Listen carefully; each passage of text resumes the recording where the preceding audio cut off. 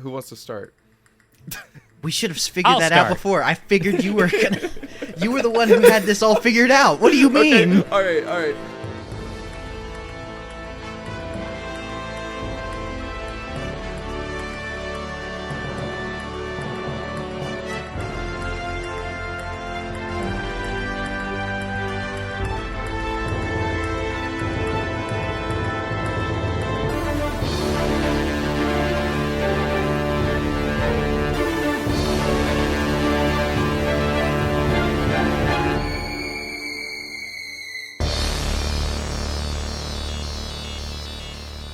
Hello, everybody. Welcome back to Has to Do with Spider-Man, I think, the #1 Sony Spider-Man universe of Marvel movies podcast, because we are the only one. And the best. Don't sell us short. And the best. Today. Are you sure you're the only one? Have you looked into that? No. Okay, so we're coasting on vibes. All right. We're coasting on vibes. It would be terrifying if we learned that there was another one.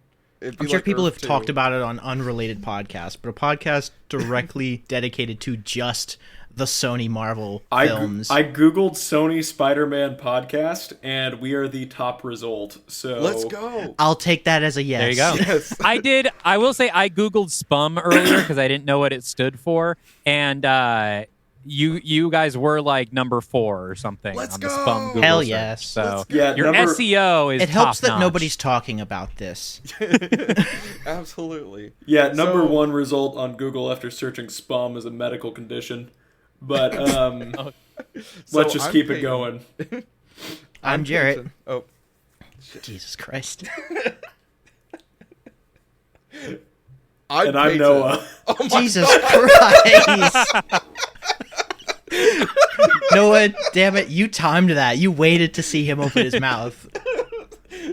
And y'all might have heard a fourth voice today. Joining us today, they're one of 2 hosts of the Pod Universe. One of our major inspirations was the Are You Afraid of the Dark Universe podcast. They're also a member of Dalton Deschain and the Traveling Show, but I've heard that it's just a coincidence that they are also named Dalton Deschain. Yeah. They are not to be confused with Darren Shawn, the writer of Cirque du Freak, whom I did mix up when I first started listening to Are You Afraid of the Dark Universe? Comic book writer, a musician, Pulp horror devotee. I've said your name several times, Dalton Deschain. Yes, it's me. I do not respect the wait till you're introduced rule. I talk right away on podcasts. Yeah, it's the person you said that you confused me for. The one that's really frustrating to me is there is another musician named Dalton Domino who has at least somewhat more followers than me. So anytime you search for me on a streaming service, even if you type Dalton D, I'm not the first one that comes up. Curses. It's still his bitch ass, and I'm gonna pass him one of these days. Curses. Soon. Yes. That's a darn shame, because he's the next guest we're going to have on the podcast. And so Fuck. That's who you're expecting to have today. You sent it to the wrong email. I typed in Dalton D into my email expecting it to just autofill with Domino. Who is this person? Can we curse on this on SPUM? Does SPUM allow absolutely. curses? This is a rated R podcast. To an Great. There I thought are we were hard PG-13. Noah, you're hard PG-13, not the podcast. How do you get a hard PG-13? Is that just when you use your one fuck? Exactly. If you don't use the one fuck, you're a soft PG-13? Okay. So now we're over. So we're into R now. So we're good. We've had like Sorry 4 to at mess this that up point. for you. So, thank you so much, Dalton, for joining us today. Of course. That sounded like an outro, but Bye, I guys. really appreciate you coming on. What's your Of course. Yeah, thanks for having me. All right. What's your sort of connection to the Sony Pictures universe of Marvel movies? Do you like Venom and Morbius, Or just Marvel and Spider-Man in general, to start. Yeah, I love that the question assumes I have any connection to the Sony Spider-Man universe. And it's very tenuous, I'll be honest. I have seen the first Venom. I don't remember much about it except the fish tank. I think that's about it. And then I saw Madam Web in theaters just because it seemed like a cultural moment that I had to endure. Truly a defining cultural moment. Yes, and I was glad I did. I thought it was a very entertaining kind of baffling. And those are the only Spum films that I've seen. I was curious about Kraven the Hunter because I thought the trailer didn't look that bad, but apparently the film absolutely is. It's garbage. I will defend that one as not the worst. Well, I mean, I don't even know if that's a defense, considering how low the bar is. Oh, the bar is very low, and I would say maybe one of these is a okay movie. And it's Venom 1. It's the original one, the Venom. Venom 2 is better. Boy, we've been over this so many times. God. I can't remember. Whenever I think of I know there are 3 Venom movies, but I think of them and it's like, okay, there's Venom and there's Let There Be Carnage. I have no idea what the third one is. The Last Dance. I'm gonna forget that by the time we're done here. What does that tell you about the film? Nothing. It tells you that there's a dance. They dance, presumably for the final time. Yeah. Do they dance a lot in those movies? Are they like Step Up 2? As a matter of fact, that is kind of one of our... When we started this podcast, there were very specific rules and guidelines that we gave ourselves for each pitch that have kind of waxed and waned in importance as we've gone on. But starting with Morbius and kind of becoming a running trend throughout is that there is inexplicably always a random dance scene in each of these movies. Well, that for is no reason, the plot just stops for about 30 seconds so somebody can dance really weird to a random song, and then they move on as if it never happened. I mean, that's how every children's film works these days. That's true. You gotta have those. Yeah. They do those in every Hotel Transylvania movie. There will be that random. So, and that's, I think, Sony. So it makes sense that Sony's just like across the board. Is it starting from Morbius, or does like Venom dance when he goes to the rave in the second movie? The Venom 2 came out after Morbius, didn't it? No, it didn't. No. It was Venom. Oh, well, then starting in Venom 2, then Morbius. Yeah. So it was, Morbius is the infamous one that made everybody go, what the hell? Wait, there's really a dance number in Morbius? Yeah. Oh, Yes. yeah. So Matt Smith, he gets vampire powers after nearly dying of undisclosed blood disease. And he dances to have sex in, like, this weird, extremely ritzy bathroom, shirtless. And he's just, like, going around doing this the whole time to the song. It's about 15 seconds, and then they go right on past it. Yeah. Oh, yeah, I'm watching it on YouTube right now. There he is. This is upsetting. It's something. It's beautiful. I like to think that we've made the dance numbers plot relevant as the pitches have gone on. But Definitely try. Yeah, so every single one of our pitches has stopped to have a random dance scene. Some of them are more plot relevant than others. Some of them are more full than others. Matt Smith in this scene looks like if the nerdy guy in like an 80s high school movie got a wish to look like Alexander Skarsgård, but like, yeah, it's Anthony Michael Hall in The Breakfast Club. Oh my and he gets gosh. he gets one wish and he's like, I wish my body looked like Alexander Skarsgård, and he forgets to ask about the face. True. It's like that's what he looks like in this. When you take on an undertaking such as this, there's a level to it that you want to try and like legitimize it, but also you can't not try and have fun with it. I will spoil, I do not have a script for you. I am busy working on Los Alamos, the next Pod Universe pitch. But I do have, I think, a fairly thorough pitch, not just a throwaway, but it's all up here, baby. It's all off the top of the dome. And that works for us. Nothing written down. So before we actually get into the pitch itself, I kind of want to ask you why you picked Hallows Eve in the first place, because when I reached out to you, you were down, but you weren't sure who on earth you would pick. And then randomly, like maybe, I want to say it was like 3 or 4 days later, you messaged me again and you were like, ooh, I want to do Hallows Eve. Tell me nobody's picked Hallows Eve yet. So what made that character like, ooh, I want to do Hallows Eve? I legitimately love Hallows Eve. And I think at first I was like, I'm not the biggest... I mean, Spider-Man fandom is deep, you know, and I would say if I was a deep fan of any comic property, the closest I get is X-Men.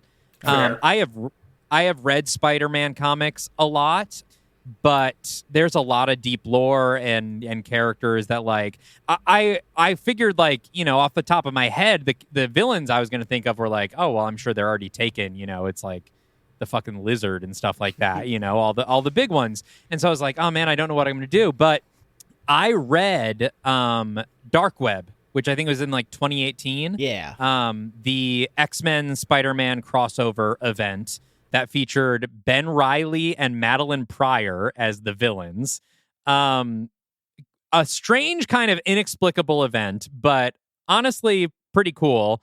But the most inexplicable part of it was Hallows Eve, who is Ben Reilly's girlfriend, Janine Godby, who, as far as I understand, has never had powers in any of the comics. And this was an event about, like, you know, these two clones, Ben Reilly and Madeline Pryor, teaming up together to do like a limbo invasion of New York City again, I think, you know, and Spider-Man and the X-Men have to stop them.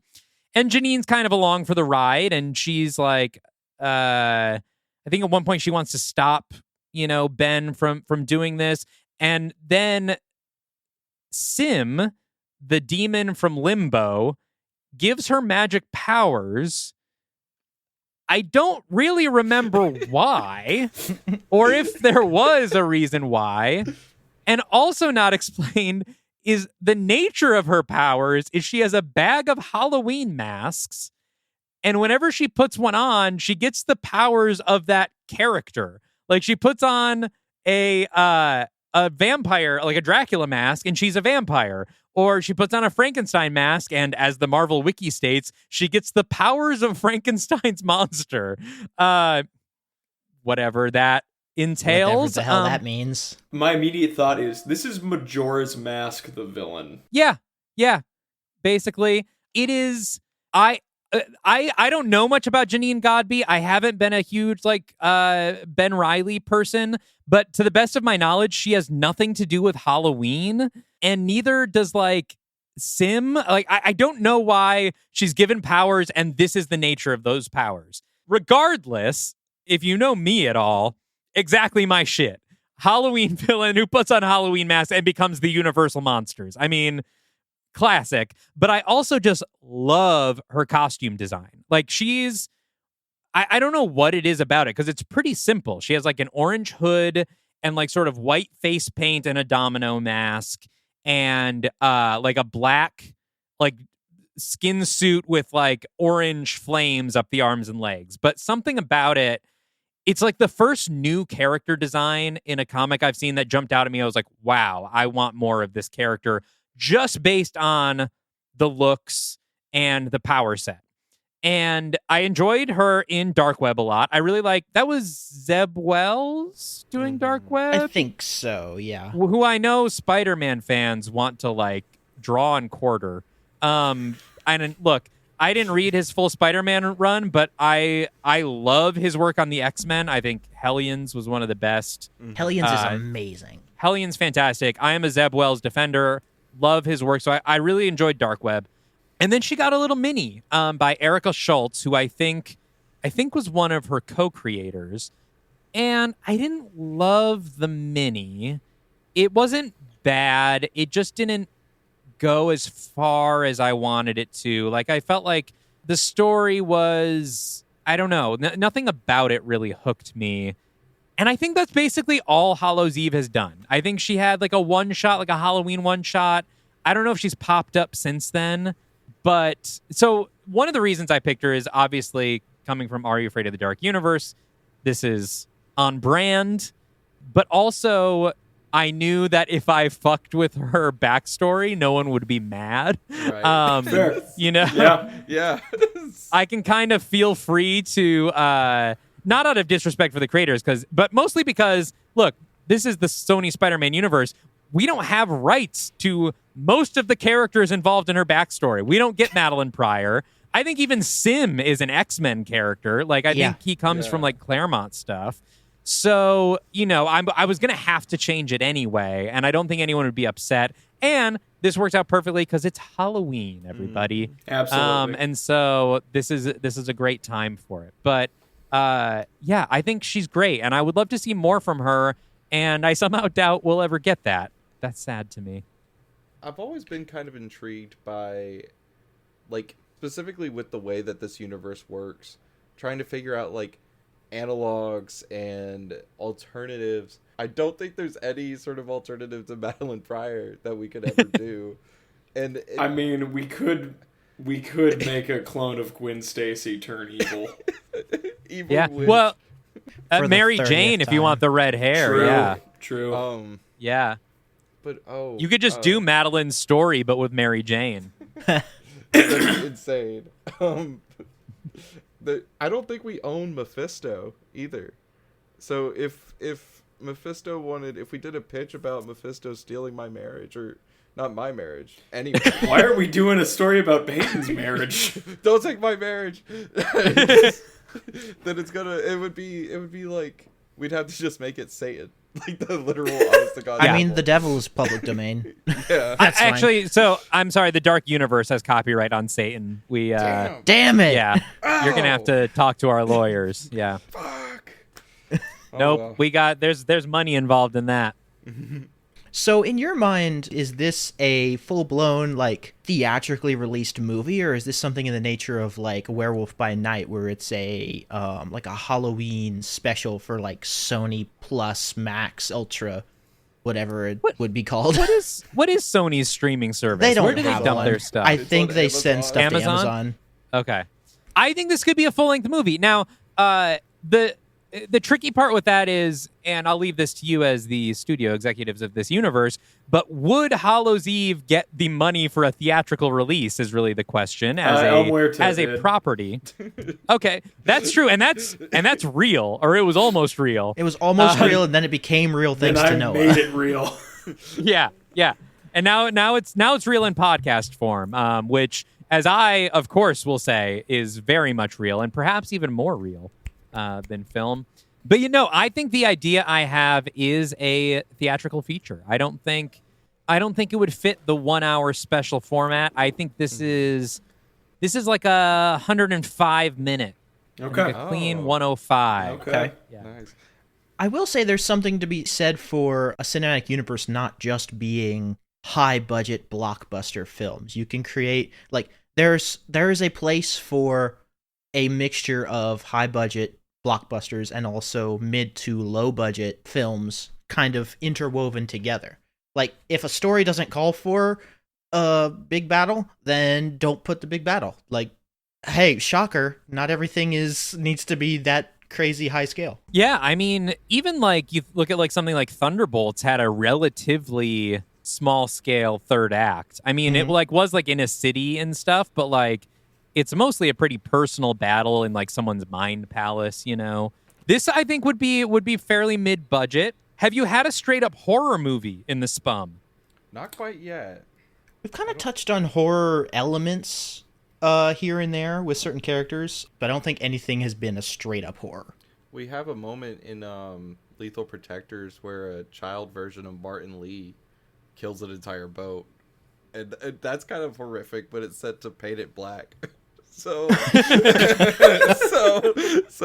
like the imagery's kind of scary, but it's set to a banger. So, And then I'm guessing he does a dance number during that, right? That's when he starts dancing. Oh, what was the dance sequence in Lethal Protectors? Was it the jackal at the end? It was the jackal at the end, but yeah. There's also the moment where Venom and Montana, our Shocker, are like inside of Anti-Venom. Like it's Eddie Brock and Montana. They go, just the two of us, and then he like kicks him out and goes, "We can't do that ever again." So Just the two of us. So The original or the Will Smith version? Definitely the original. Should we get into the pitch? Yeah, probably get it the pitch. I want to talk about Will Smith singles. My Pretty pitch Girls. is very serious, but it does have a Will Smith rap at the end. Okay. over the Oh, credits. fantastic. That's perfect. Do you have a director in mind? I do. Now, this is the one place that I did sort of crib from the Dark Universe. I'm reusing a director that we used over there. But I think she is just a great horror director. And I think we are going to see a lot of really great things from her in the very near future in like real life Hollywood. Arkasha Stevenson, who did the first Omen, the surprisingly great Omen prequel that came out like 2 years ago. She also did one of the seasons of Channel Zero. I think she did the third season of Channel Zero, which is a great horror series on Sci-Fi. And I think we had her do Death's Door, if I remember right. Because she is just wonderful, and I think she would particularly be good for this project. Awesome. Sounds like a plan. That's exciting. And then so a rap at the end by Will Smith. Yeah, okay. For sure. All right. I'm stating all this out loud for Jonah who makes our wiki. Arkasha Stevenson for our director. Who do you think should play Jonah? Hold on. Jonah, I know you do like to fan cast in the wiki. I also need you to write the lyrics for the Will Smith rap. And put those in the wiki as canon, okay? This is a commissioned Will Smith rap exclusively for the wiki. For the Spum wiki. So this for Hallows Eve, yeah.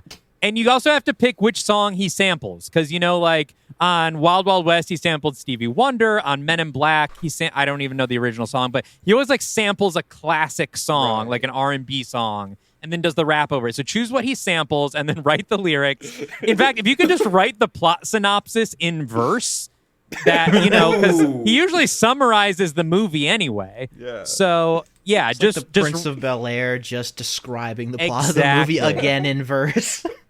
Or the end credits of Monster Squad also does. And then it samples Thriller. Ooh. Yeah, that would be a great one. Yeah. Very, very costly sample, but it would work. Mm-hmm. So should I get into the pitch? Should I tell you what I have? So first of all, let's cast Janine Godbey. So first of all, Janine Godbey, she has two names in the comics. Because the thing about Hallows Eve is like, actually not Hallows Eve, but Janine Godbey has a very interesting backstory, which is that she had a different name, and I don't even remember what it is. I probably have it right here. Elizabeth Tyne. And when she was growing up, her father was like horrifically abusive, and so she killed him and went on the run and assumed the name Janine Godbey, which is a really cool backstory that does not play into her becoming Hallows Eve at all. That is not related. That is like the background for her real like alter ego character, but Hallows Eve is just Sim touched her and gave her powers. So in my pitch, I'm hoping to rectify that and connect those things a little better. Okay. But we're just going to call her Janine Godbey. I'm not going to bother with the Elizabeth Tyne stuff. And she is played by Rachel Brosnahan, who I hope you have not already cast. Not yet. We have not. I looked through the wiki. I did not see it. Rachel Brosnahan, who plays Lois Lane in the new Superman, and is also the marvelous Mrs. Maisel and things like that. I think she would be great for this. And as I was sort of like doing the pitch in my head and like picturing her, I was like, oh yeah, this would be perfect. I think she's going to get to kick some ass in this. Here's the premise. So she plays Janine Godbey, having a similar backstory. She was raised by an extremely abusive father, who just happened to also be the chief of police.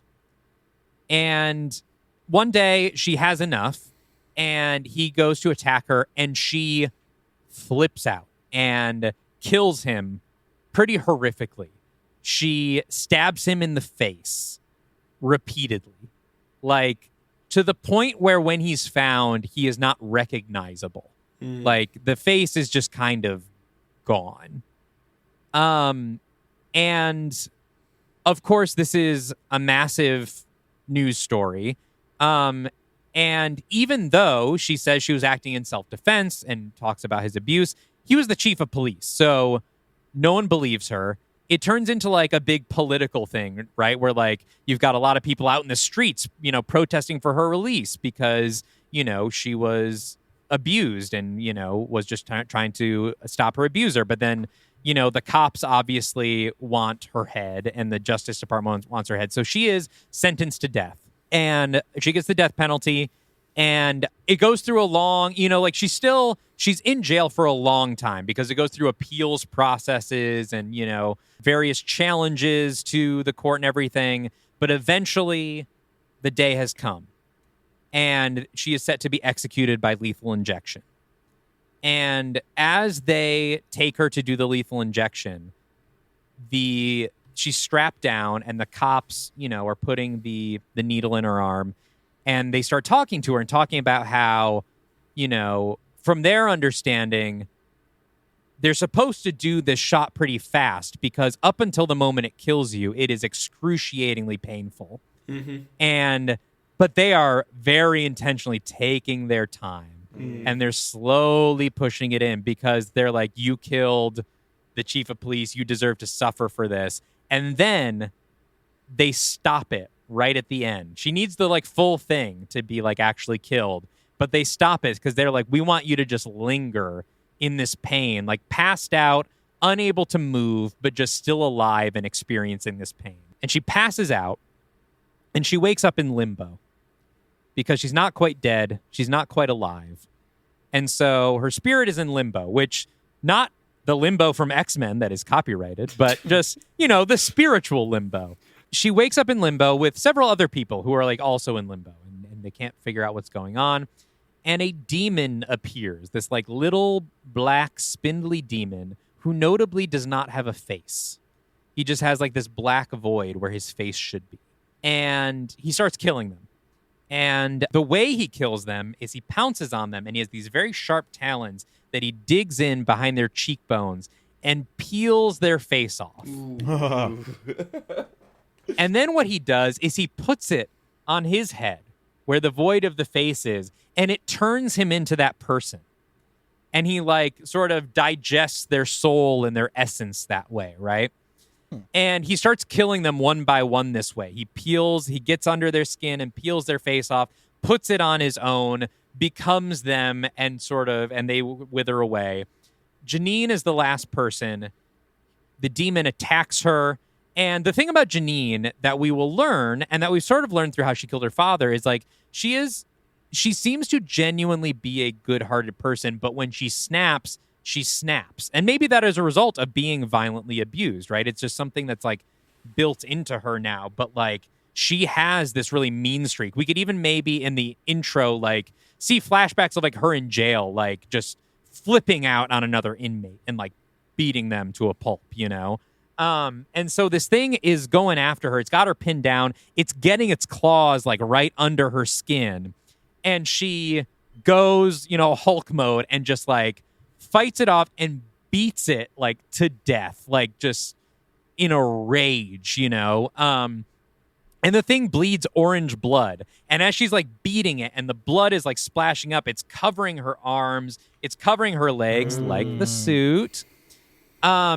And it starts to glow. Like she's standing over it, she's panting, it's dead, and the orange stuff starts to glow. And she feels a little weird. But then she notices through the hole in the demon's head, she can see the room where she was in the jail. And so she climbs through his head and emerges out of limbo, back into her body, awake. She's had the straps loosened and everything because they basically have left her for dead. She wakes up, she flips out on these guys, she goes on the run. She jailbreaks. Basically, this movie is kind of like The Fugitive meets Darkman in a way. Like, there's going to be she's going to be on the run for the entire movie. And one of the like interesting things of the Hallows Eve like mini that she got was like the idea that because she's a fugitive, she is like robbing banks just to sort of stay alive, just to like get money and because she can. And so she's sort of a criminal, but not like an evil criminal, you know? So she's got that kind of anti-hero thing that I think Spum has going for it. Like she is a murderer, but she murdered for a just cause. And she is doing crime, but it's because she's a fugitive. And, and she does have this huge violent streak that comes out of her, but she's ultimately like a pretty good-hearted person that doesn't want to harm people for no reason. So she goes on the run, and while she's running from the cops this night, she ducks into a Halloween store, because this takes place in October. I forgot to mention that. It's like early October. And of course, the climax will happen on Halloween. Of course. Could we it's called get a Hallows deal? Eve. Could we get a deal with Spirit Halloween? Yes, Okay. I think so. Okay. Yeah, I think Bingo. she goes into a specifically Spirit Halloween. She steals an orange hoodie, puts it on, and the cops are coming. And she's like, I need to hide. So she grabs like a Dracula mask off the wall, and she sees the cops are coming. So she gets out on the street and she puts the mask on, and her arms start glowing that orange again, and her legs are glowing that orange from the demon's blood, and she turns into Dracula. She has essentially stolen this demon's powers, this ability to take the face of something and assume its identity. But because she is not ripping people's faces off, she uses masks. And basically any mask she gets, because in the comic, it's not just horror mask. At one point, she gets like a Captain America mask, and she has the powers of Captain America. There's a Hulk mask, too.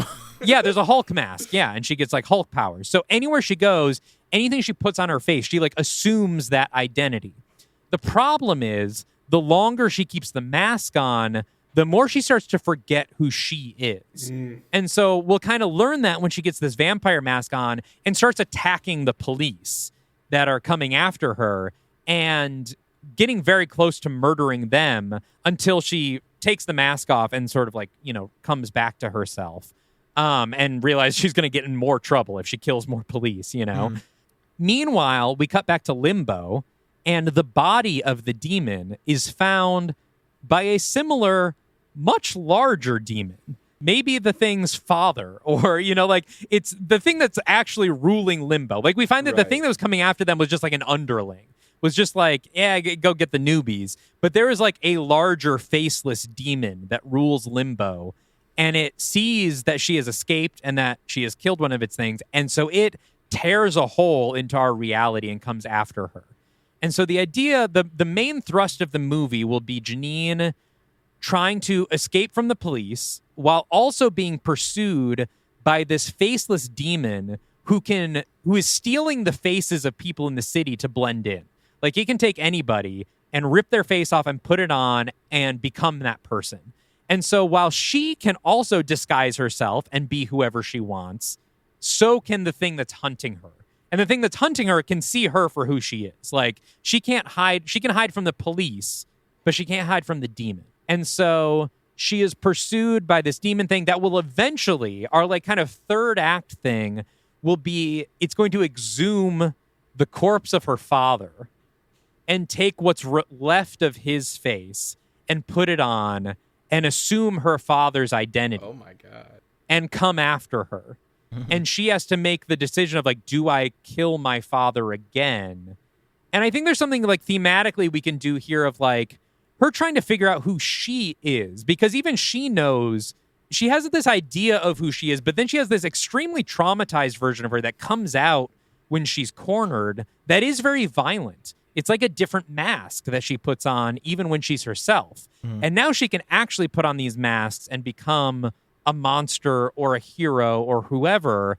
But every time she takes this identity, she starts to lose more of who she is at her core. And her father coming back makes her kind of confront this again for the first time, of like, who do I want to be? I know this isn't my father, but killing him is maybe the most traumatic thing I've done, losing my cool and stabbing him 30 times in the face, and here he is, this person that has caused me so much harm and got me sentenced to death. What do I do? And she kind of freezes and that kind of thing. But that would be the thrust of the movie, is sort of her versus Limbo and her own past and the cops. I love the visual of, because you the way you said like stabbed him in the face, like if the demon takes the form of her father, maybe it still has like the stab wounds. Yeah. So it has like dozens of stab wounds across its like head and shoulders as it's coming back after her. Yeah, it's mangled in the way that she left him, you know. And maybe he can even like to make it Go a ahead. little more comic booky.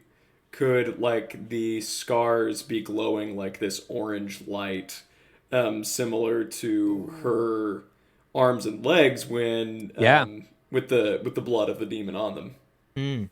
Yeah, for sure, because that's you know, the it's the wounds. essence of this demon. Because the other thing is like, I'm just making this connection now, but the thing about your father, about a family member being like your abusers, you know, you have their blood in you, right? It's like the kind of like, I hate this person, and yet I know they're in me, and they're part of what makes me me. And now she also has the blood of this demon that is hunting her in her, right? Like, she also has this evil force that is now a sort of core part of how she's been getting away and how she's fighting the forces that are coming after her. And so she has to come to terms with the fact that she can take these pieces of evil and use them in a way that is not evil, even if it is violent, that is ultimately just, or ultimately for the good of her and the world, you know? Which could end up becoming a great power versus great responsibility kind of debate as well. Analog, Yeah. Yeah. And also leaves her for you all to use. Like, I think this ends with her, like kind of like how Hallow's Eve is right now in the comics. She's just kind of on the run. Like, she's like maybe the most wanted woman in America. Everyone knows she's still alive, that she's escaped. She's a very high publicity person. She's a menace, right? Because some people see her as a menace, some people see her as a hero, similar to Spider-Man. But she can't show her face. And so she has to keep hiding behind these masks, but she can't live behind them because that will rob her of who she is. And so she's fighting from the shadows with this curse, you know, which I think makes her an interesting superhero character to follow up on or to mingle with other characters. Be sick. Funnily enough, our last guest episode was Man-Wolf. Ah, yes. And so what seems to be happening right now is a lot of our guest episodes are kind of shaping up for some sort of like spooky team up thing that could happen soon. And I could definitely see Hallow's Eve ending up on this group. I mean, we've got for the guest pitches so far, Swiss Miss, Sticks and Stone, which is like zombies. What the hell is Swiss Miss? Oh, good God. Here we go. Okay, so Dalton, have you ever heard of Spider-Man Turn Off the Dark? Yes, I have. Yeah. They introduced their version of the Sinister Six, with such famous villains as Green Goblin, Kraven the Hunter, who has a lion coming out of his torso, Electro, Swarm, the bees, the Nazi, Nazi scientist, the Nazi scientist who became a swarm of bees, and then the OC Swiss Miss, who is just this lady made out of a bunch of pieces Metal of spikes. armor and swords and spikes and things. Isn't Swiss Miss copyrighted by the hot chocolate company? you would Maybe. And so she's called Swiss Miss because of the Swiss Army knife thing, but also I'm rolling my eyes so hard. Swiss Miss. So I canonized Swiss Miss for the Mortal Kombat tournament that I included in El Muerto. Yes. And then Jonah pitched Swiss Miss, fully bringing this character into our canon. Lovely. In Now, which she is she's possessed by the spirit of a metal bending witch. okay. So if Tetsuo Magneto the Iron possessed Man. a high school girl. Yeah. Okay. What if Carrie was Tetsuo the Iron Man? I get it. Yeah.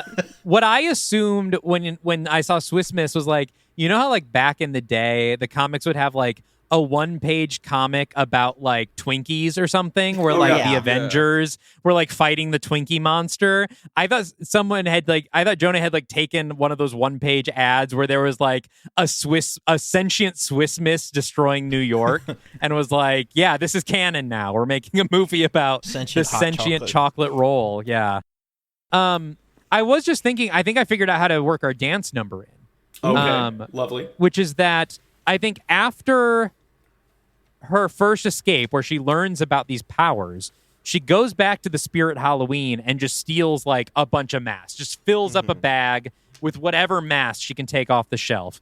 And she goes back to like wherever she's hiding out and tries them on one by one. And we get like a montage, and she's trying on all these different masks and like looking at the powers. And then one of them is like a Michael Jackson mask or something, you know, Yes. Yes. and like puts it on, and like, or even like someone who's famous now. Like, I don't know, do they have fucking?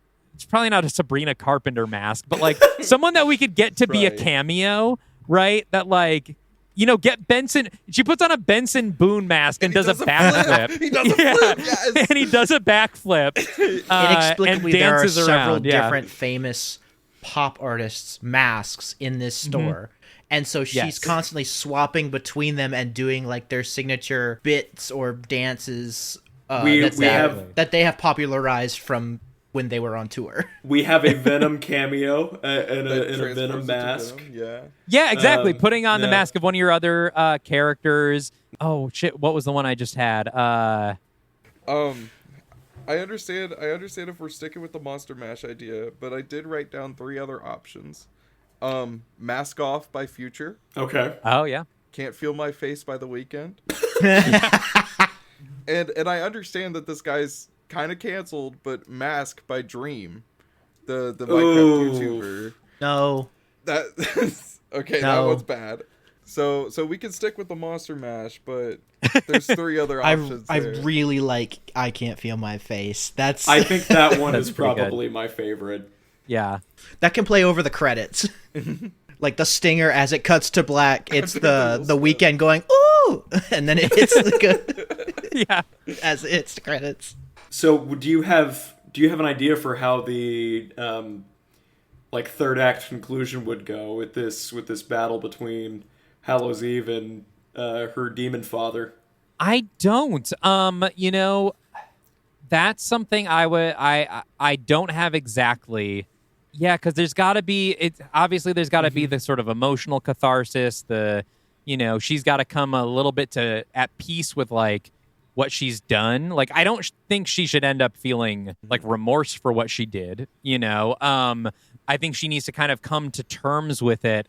But yeah, I don't know if that's repeating the killing of her father, or if there's the better answer is there's probably a way to subvert that, right?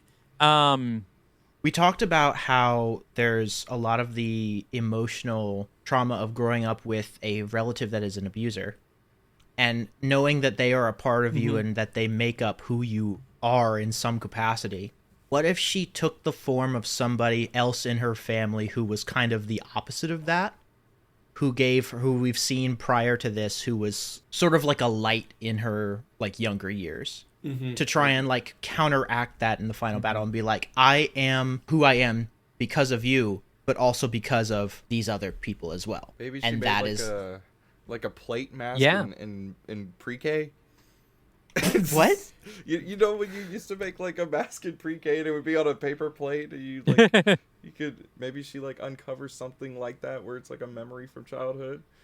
Yeah. No, that's actually kind of cute. Yeah, like if we establish that early on, right? That like she maybe did have a very intimate, like relationship with her mother. That was my thought, was the mother, and- but I wasn't sure. It's mother, or like going off of like a kind of faux Spider-Man thing, either aunt or uncle who was very instrumental. You could have the cold open of the movie be, or like flashback throughout, one of the big memories that she has with her father and this other person is that she makes like a paper plate mask. Or like designs school a one Halloween day. costume. Or something like the that. mask yeah. for a Halloween costume, and then And when takes it the Halloween home. comes back, she can And put that mask back on. She takes it home, is totally brushed aside by her father, but is encouraged by this other person to keep being herself and maybe not even hide behind the mask, to start to come out of her shell, which she returns to as an arc at the very end of the movie. That could be fun. Yeah, I'm seeing, like, I think you're right. There's a cold open of her as a kid, and let's say it's her mom. You know, her mom asks her what she wants to be for Halloween, and she says, you know, a superhero, and I'm gonna make my costume. And she does like a little paper plate mask and puts it on and like puts a cape on, and her mom's like, "Who are you supposed to be?" And she's like, "I'm you. Because you're a superhero." You know, like a really cute kind of thing like that. And her mom is like super touched, and shortly thereafter, her father like goes after her, and her mom stands up to him and is like, "You will not touch her again." And he takes it out on her and ends up killing her. Like she dies early at his hand. And that's maybe even what drives her to kill him, or I think she needs to kill him older, because she can't be like, if she was a juvenile, she wouldn't get the death penalty. Right. You know, we got to hold on to that till later. But you know, her mother basically is standing up to him, being a superhero, standing up to him and saving her life and sacrificing hers. And then at the end, they have this showdown in their childhood house, and he's dressed as her father, and she finds this paper plate mask and puts it on, and there's no change. And that's because she's like, the power of my mother was being able to stand up to you and to be a superhero in the ways that mattered, right? And then he rips it off, and he's like, "This is nothing," and he tears it up. And he's like, and she has to be like, "It doesn't matter because she's in me anyway." Yes. Like, I already have that power. That power is in me. Oh. And this weakens the demon. You've tried to stamp this out of me for so many years, but it is still here. Yeah, and then she's able to she digs her fingers into all the knife wounds and just pulls the face right off. So it turns face off. And he turns back into the demon, and that's when she's like able to defeat him, right? Maybe even by putting the mother's mask on him, right? And being like, you know, you take these forms of all these evil people or something, and like that. The power of like the love of the mask. Yeah, unironically power of love. Yeah, if we want to be like a little corny with it, but like it depends on how sincere we're writing things, but like that could be cool. That ends up, you know, sort of extinguishing the demon's power or something. It could be to add some of the character to her father as well. Part of it could be narcissism, where if he is like chief of police and, you know, sees himself as an authority figure in their town, as someone with a lot of power, he hears that she doesn't view him as her hero. And this causes him to, like, his own self-image of himself to be very damaged, to hear that she holds his wife above him in his daughter's mind. And so that causes him to fly off the handle. Yeah. And so you have more of the symbolism of masks of this police chief who, to the rest of the town, was heralded as a hero, but taking the mask off at home, he was a terrible dirtbag. And the ideas of like reputations and not truly seeing people for who they are. Yeah, that's powerful. Yeah, I think I think this is a really good idea here. It feels very Blumhouse in the way of like a horror movie that deals with a lot of like the familial trauma and bonding in that way. Oh, I was going to say maybe the reason he takes the form of her father is because this demon knows it's going to have an effect on her abilities. And the effect it has is when she puts on the Halloween masks in an attempt to fight the demon as her father, instead of getting the power of the mask, she turns into a little girl in a Halloween mask because, like, to him, that's like she's like weak in front of this the person she fears most in the world. And so she puts it on, and suddenly she's like 8 years old in a vampire mask, and he just is able to knock her across the room, right? And she takes it off and tries another mask, and she's just a little girl. And putting on her mother's mask makes her a little girl again, but also kind of gives her the power to stand up, to the point that when she takes it off and she's no longer a little girl, she still has that power, kind of thing. But I like the idea of sort of subverting that Halloween mask effect and giving him a reason to like hunt down her dad's body by like turning her into a child on Halloween. And maybe even part of this, like if this is happening on Halloween night, maybe he pursues her among like trick-or-treaters, or something like as she's like changing masks and like trying to get one to work, but she just stays like 8 years old the whole time. She snatches a mask off of a child's face so the kid yeah. Exactly. Oh wow. Do you have any thoughts about post-credit scene? Ooh, post-credit scene. I have one. Okay. So at the start of this season, we introduced Ben Reilly. Yes, we didn't talk about Ben Reilly. Yeah. Maybe we could have a sort of post-credit scene where they somehow meet. Ben does not become Chasm yet, but yeah, that has been something we've kind of discussed a little bit. It could be cool for maybe the next time we see Ben to also be with Hallows Eve in some capacity. Yeah. Maybe not dating yet, but I don't. That was gonna be my question. Is I know that because of the nature of how you've kind of plotted this out, is that she would be in jail for a long time while she waits for sentencing, and so that's why she ends up around Rachel Brosnahan age. At this point, if this takes place in present day, then Ben Reilly and Peter both are like 20-ish. Yeah, like early 20s. Brosnahan's 35. Yeah. So I'm not saying that we have to recast, but if we want to leave the door open for them to potentially have some sort of relationship in the future, then it may be worth looking into somebody a little younger who would be able to pass for early mid-20s. I had a younger actress in mind, actually, but I think you've already used her.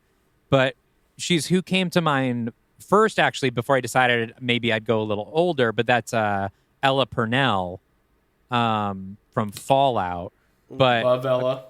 Yeah, I think I saw on the wiki, I think she's in a very minor role. Yeah, she's in Swiss Miss. Yeah. She's a minor character in Swiss Miss, yeah.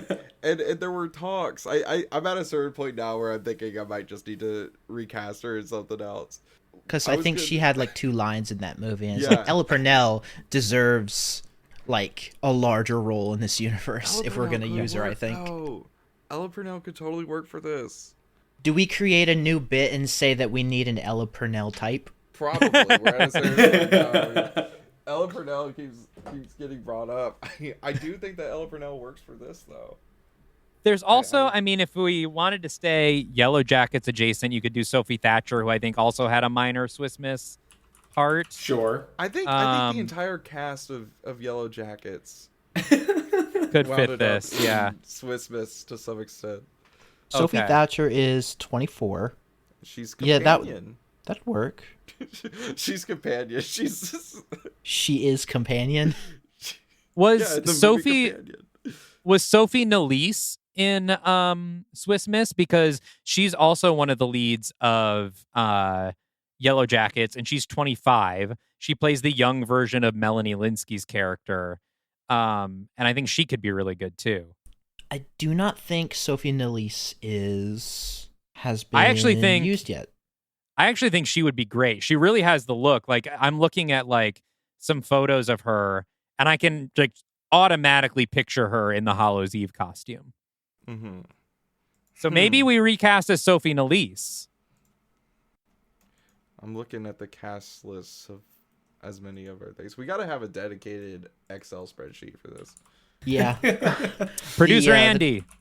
The Dark Universe fanfic server has done that as well, because the list of fanfic and all the different cast members is growing on a weekly basis to the point that it's impossible to keep track. It's going to get to that point very quickly It already is at that point with us. I think the lease, is that how you pronounce that last name? I'm not sure how you Nelise. pronounce it. Nelisse. I think she works. I haven't seen her in any. I really like her for this, actually. I'm really seeing it. I do as well. I'm scrolling photos as well, and I definitely see. I get the vibe. I think also that this would really work with where we have like this phase and where Ben Reilly is, because one of the big themes of this phase for us has been identity and trying to decide like who you are after tragedy, after change, and obviously something like masks as the core power concept of a movie means that identity is going to be all over that. So this works perfectly. Well, I was going to say, I totally didn't mention Ben Reilly earlier, but obviously I did not include him in this script, partly because I knew you already had some Ben Reilly stuff going on and I didn't want to step on anything, but also because I feel like this backstory actually works well with her as a loner.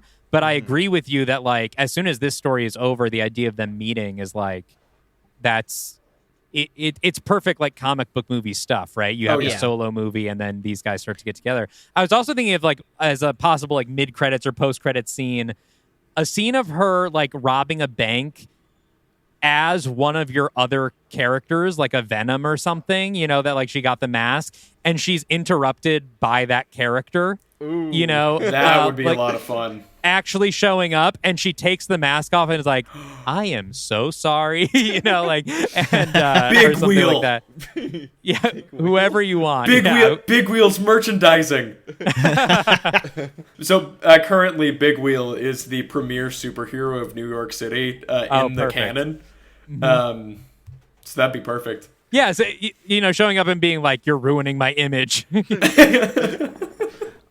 You could also do a very oblique kind of tease with, like, if you do that mid-credit scene where Big Wheel shows up and she leaves and, like, drops the mask, you, like, end with Ben Reilly walking by and finding the mask on the ground and just picking it up like, you know what? I do like that. I'd like that idea because last we saw Ben, he was on a bus on his way away from New York because he just, after everything that went down, discovering he wasn't the real Peter, just kind of needed a get it out of his own head and for a bit before to try and find himself, I guess is the best way to put it. So him being like away from New York, maybe it's not New York, but it's like New Jersey or something, or like some, I don't know. Some state that has the death penalty, for one. But we see that's for next time that we see Ben is that we know he's on the road. We know he's left New York. And he kind of he picks up the Halloween mask. And he's like, "What the hell?" Something that like makes him aware of her without them meeting, right? Like just a little tease that they might people. come into contact in the future without them being like, "Hey, how are you?" Yeah, like, oh, they've ended up in the same town. Interesting. Wonder how that will work out. Mm-hmm. Well, I think this is a wonderful movie. I think I that's love a pretty this. cool plan. I want more Hallows, even the comics. You know what, Marvel, call me up. I'll write this series for you. I'll write the 6-issue mini about Hallows Eve fighting a demon wearing her dead father's face. That'd be dope as hell. That would be dope. You've done Monocle, so you have that comic experience. Yeah, I hope she makes a comeback because, or put her as like a skin in a video game because I just think she's neat. We'll get started on a Hallows Eve fanzine. Yeah, and that's how we can have this. Or is it Zine? How do people pronounce that? I believe it is zine because it's like magazine. That's good. That would make sense. Yes. That's good. Yeah, that's good. Yeah, that's good. All right. That's good. Do we want to start wrapping it up or? Well, what's your joke? Oh yeah, what is your joke? Okay. Well, I was told we can curse on here, so I'm gonna get a little lewd with it. Okay. How come Barbie never gets pregnant? I don't know why or how. Because Ken is impotent. Because Ken comes in a different box. That's a good joke. Yep. Good joke. That will That's my remain time. in. That's my time. Thank you, everybody. Dalton, thank you so much for joining us. Of course. Thank you for having me. Yeah. I know we already kind of went over a lot of the stuff that you do, but if you'd like to just feel free to plug. Believe it or not, we do have some listeners who are unfamiliar with Are You Afraid of the Dark Universe? Yeah, if you are unfamiliar and maybe you have been put off because of how much there is to catch up on, good news. We just relaunched as something called the Pod Universe, and there are only, as of this, by the time this comes out, there will be 2 movies to catch up on. Our first movie, Pod People, and The Last Flight of the Stone Hammer. It is an all-original sci-fi cinematic universe that we are building out. Next month, I will be doing my pitch for a film called Los Alamos, which is sort of a nuclear spy drama with science fiction elements. You can also listen to my band, Dalton Deschain and the Traveling Show. It is the Halloween season, and we mostly exclusively write spooky music. We have a new single out called Some Dark Magic that deserves a spot on your Halloween playlist this year. And also... this Christmas, I will be doing another B-69's EP where I cover modern pop songs in the style of the B-52s. I'm not sure what I'm going to do yet, but it really seems like I need to do the song about Travis Kelce's penis. Most likely. Jesus So Christ. expect to hear Fred Schneider shouting about his penis. Oh, I forgot to mention, I think when you have guests on here to pitch their ideas, it should be called Making a Deposit at the Spum Bank. That's awful. Because it's awful, that is... I'm demanding that is the official name. I came here and I left a deposit at the Spum Bank. I left you a big wad of a story that you can use. I'm getting all the dirty jokes out at the end before people can turn their podcatchers off. People are already an hour into this episode. They can't stop now. Might as well get through to the end now, no matter how foul I get. But yes, that's where you can find You may have come to me. deposit, but you've definitely delivered. Yes. Yeah, but find me on social media at Dalton Deschain. That's D-E-S Chain is how you spell that last name. It's also probably listed on the podcast app right now. It will be. Unless you spell it wrong. I might. Which would be understandable. Peyton might. Alrighty, well, thank you so much for coming on, and thank you for pitching us this thing. Yes, thank you for great. having me. It has something to do with Spider-Man, I think. I think so. For sure it does, Or I at think. least Spider-Man's clone. Yeah. It's several Who in turn degrees has something to removed do from with Spider-Man. So Yeah. there's a few degrees, but it's there. We got Yeah. that. Yeah. Alrighty. for sure. With that, this was another episode of Has to Do with Spider-Man, I think.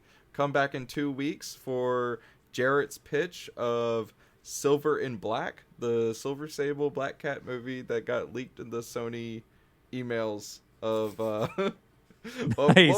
what was that movie about Kim Jong-il or Kim Jong-un? Oh, the dictator? The interview. The interview, that's right. Yeah. The dictator, I think, is a Sacha Baron Cohen one. Yeah. right? Yes. Yeah. So Ready this, yeah. this was leaked. I assume that Jarrett's doing a different plot. But Yeah, I've read it, and I read it because I knew I would be taking nothing from it. And ironically enough, a lot of the things that they use have already been touched on in other pitches of ours in the past. So nothing that we nothing to worry about that on that front. alrighty. Well, keep me updated on if Hallows Eve comes back and if she sparks something with Ben Reilly. I'd love to tune in and catch up on the continuing adventure. Absolutely. For sure. Absolutely. Alrighty. See y'all. Bye-bye. Have a great Halloween. Boo.